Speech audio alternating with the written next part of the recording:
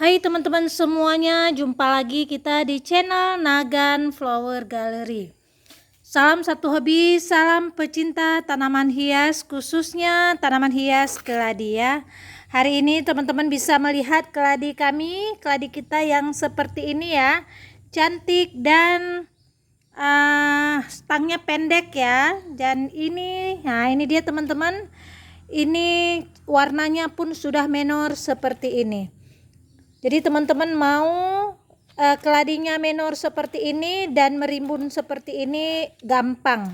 Jadi di video sebelumnya kita udah buatkan video tentang bagaimana cara memperbanyak keladi dengan cara cacah batang ataupun kita pisah dari indukannya. Jadi teman-teman bisa mengikutinya ya. Kali ini teman-teman menanyakan ke kami bagaimana cara supaya keladinya tidak dorman. Jadi solusi untuk tidak dorman keladinya gampang dan sangatlah mudah untuk kita rawat ya.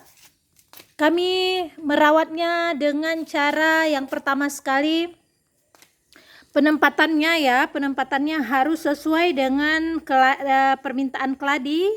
Karena keladi ini butuh matahari yang cukup untuk mendapatkan sinar yang cukup ya untuk keladi ini. Karena kalau sinar matahari yang cukup untuk keladi ini maka akan mengeluarkan warna-warna yang cantik seperti ini, mengeluarkan warna yang menor seperti ini. Teman-teman pasti menyukainya. Ini warna merahnya hampir keseluruhan merah ya. Nah, teman-teman bisa melihat sendiri hampir keseluruhannya warna merah, tanpa warna hijau hanya tinggal sedikit lagi.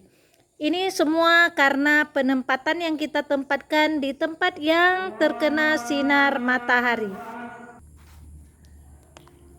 Dan ini dia tampilan yang merah-merah ya, menor seperti ini. Ini juga kita tempatkan di tempat yang terkena sinar matahari. Ini tanpa perlindungan ya, langsung di bawah sinar matahari full dari pagi sampai sore hari. Makanya daunnya keras seperti ini ya teman-teman.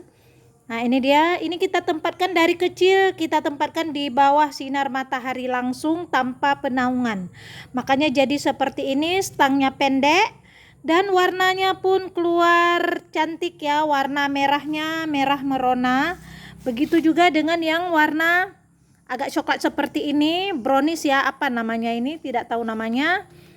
Dan ini pun warnanya cantik juga. Jadi buat teman-teman yang ingin mendapatkan warna keladi menor seperti ini, tempatkanlah di tempat yang terkena sinar matahari. Kalau teman-teman mau tempatkan di bawah penaungan juga boleh, tidak masalah ya. Aman-aman aja, yang penting keladi ini selalu terkena sinar matahari. Jadi untuk penempatannya biar bisa memenor seperti ini, tempatkan di bawah sinar matahari, secara langsung boleh, di bawah penaungan boleh. Selanjutnya buat teman-teman, pilihlah media tanam yang sesuai dengan keladi. Kalau kami media tanamnya lebih ke banyak tanahnya ya. Karena keladi ini butuh banyak air juga. Ya, kami pakai tatakan di bawahnya lagi supaya air yang kita siram tidak tumpah ya. Jadi di saat kita tidak menyiramnya sudah ada penyimpanan air di bawah tatakannya ya.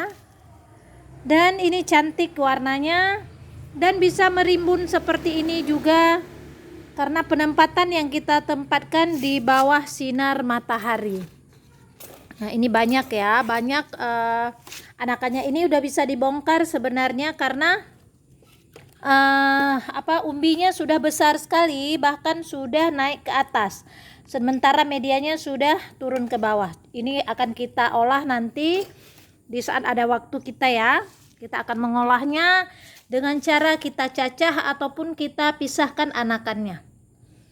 Nah, ini dia merimbun dan cantik ya keladinya. Jadi buat teman-teman yang ingin mendapatkan keladi seperti ini, yang pertama sekali carilah tempat yang sesuai untuk keladi. Itu sudah kita bahas dari tadi mengenai penempatannya ya. Jadi selanjutnya pilih media tanam yang sesuai dengan keladi, banyakin tanahnya ya. Jangan, kami tidak mencampur dengan sekam bakar maupun dengan sekam mentah. Hanya media tanam aja. Ya, kalau mau dicampur dengan kohe juga boleh supaya dapat meningkatkan proses pertumbuhan keladi kita.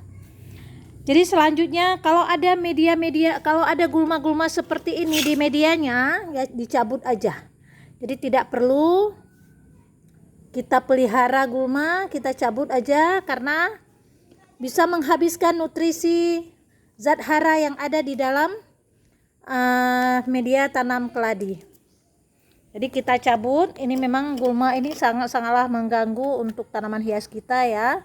Selain mengurangi rasa cantiknya, juga dapat mengurangi zat yang ada di dalam media tanam untuk keladi.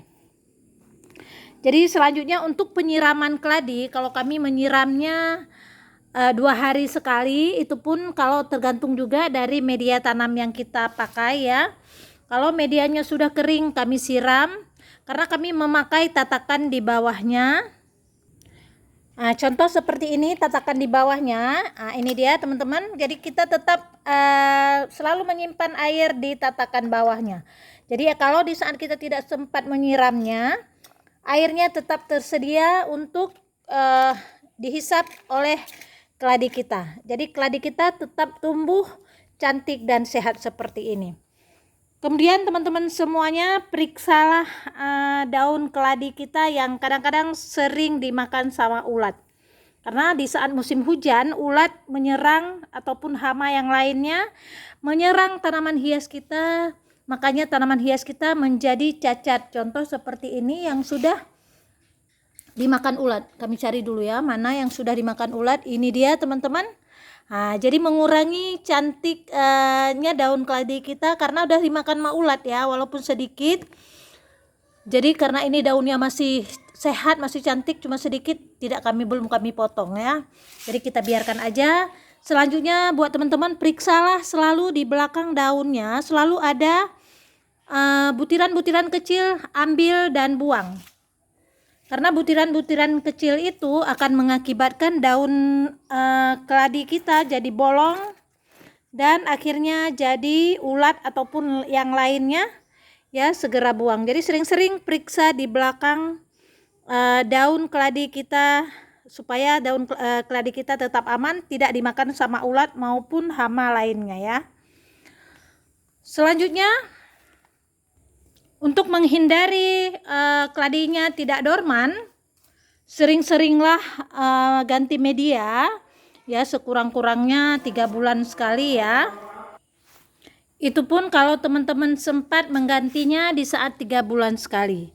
Kadang-kadang kami sering juga menggantinya 6 bulan sekali. Itu pun tergantung media yang sudah kita pakai ini sudah padat apa belum. Jadi kita periksa juga ya.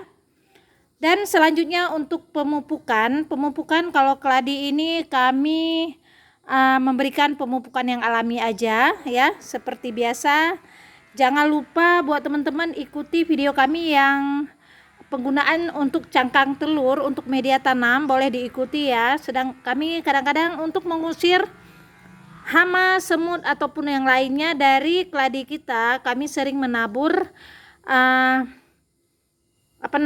cangkang telur yang sudah kita proses, yang sudah kita giling menjadi seperti tepung. Itu kita tabur di media tanamnya supaya terhindar dari hama, semut ataupun yang lainnya ya. Jadi sekaligus bisa mendapatkan medianya yang subur, selalu menjaga nutrisinya lengkap dari proses cangkang telur yang kita simpan.